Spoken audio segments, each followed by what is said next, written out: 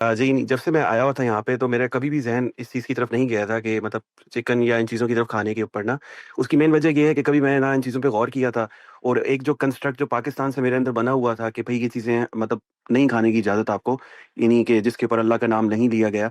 तो उसकी वजह से ना एक कंस्ट्रक्ट जो मेरे साथ ही था, लेकिन फिर एक वक़्त ऐसा आया कि मेरे ज़हन में सवालात पैदा होना स्टार्ट हुए।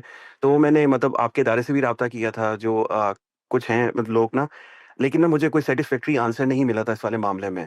जो चीज़ है, अब मैं मुझे रहते हुए यानी वक़्त हो गया है यहाँ पे, तो इनका जो पूरा माशरा है वो इस तरह से है कि ज़्यादातर यहाँ पे आपको क्रिश्चियंस मिलेंगे जो बूढ़े लोग हैं। बाकी आपको जितना भी नौजवान तबका है वो आपको सारा एथिस्ट मिलेगा। इवन मैं जिस लैब में काम कर रहा हूँ वहाँ पे सारे के सारे एथिस्ट ही हैं। मीन्स टू से कि जो कोरियंस हैं, चाहे मेरे प्रोफ़ेसर हों, चाहे वो कोरियन स्टूडेंट्स हों। मैं ये पूछना आपसे ये चाह रहा हूँ कि अब मतलब इस वाली जो ये जो चीज़ कही जाती है कि भई जिस चीज़ के ऊपर अल्लाह का अगर नाम नहीं लिया गया तो आप नहीं खा सकते, तो आपको नहीं लगता ये एक एक्सट्रीम एटीट्यूड है? यानी कि एक चीज़ पे अल्लाह खुदा का नाम लिया ही नहीं गया, यानी कि कोई जो आपका बेसिक एसेंस है यानी शिर्क वाला मामला वो हो ही नहीं रहा उसमें वॉयलेट, तो आप कैसे उस चीज़ को मतलब कह सकते हैं कि भई आप नहीं खा सकते? कुरान मजीद की इस आयत का क्या तर्जुमा है? ला ताकुल मिम्मा लम युज़कर इस्मुल्लाहि अलैह। वो चीज़ मत खाओ कि जिसको ज़बह करते हुए अल्लाह का नाम ना लिया गया हो।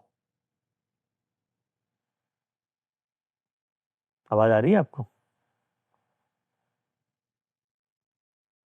जी, मुझे आवाज़ आ रही है, लेकिन जी। अगर हम इसको इस तरह से देखें कि हमने यकीनन अल्लाह ताला का नाम लेना है जब हम कर रहे हैं, लेकिन अब ऐसे माशरे भी हैं जहाँ पे ये चीज़ नहीं की जाती, ना कि किसी दूसरे खुदा का नाम लिया जाता। नहीं, ये तो यहाँ तो ये नहीं कहा गया दूसरे खुदा का नाम लिया जाता। ला ताकुलु मिम्मा लम युज़कर इस्मुल्लाहि अलैह, ये तो नहीं कहा गया इसमें कि दूसरे खुदा का नाम। यहाँ तो ये कहा है उस चीज़ को मत खाओ जिस पे इस खुदा का नाम ना लिया गया हो। जिस चीज़ पर खुदा का नाम नहीं लिया गया वो चीज़ तुम नहीं खा सकते। कुरान मजीद की सरी हिदायत है ये।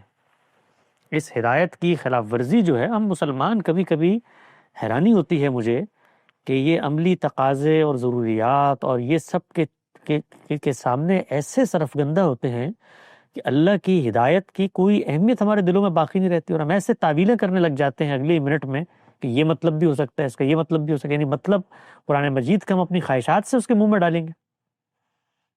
फिर आप आगे बढ़ के कहिए उन माशरों में ज़िना भी बड़ा आम है, तो ये कितनी बुरी बात है। ये जो ज़िना है, तो कुरान मजीद ने जो ज़िना से मना किया उसमें ये होना चाहिए कि नाबालिग बच्चों से ज़िना मत करो। ये तशरीह कर लें। ये क्या करते हैं हम? यानी फिर ईमान को छोड़ देना चाहिए आदमी को, अगर वो इस सतह पर आकर तावीलात, मैं आपकी बात नहीं कर रहा भाई है मेरे, आप एक उमूमी रवैये पे गुफ्तगू कर रहा हूँ कि ये तो हलाकत का रवैया है।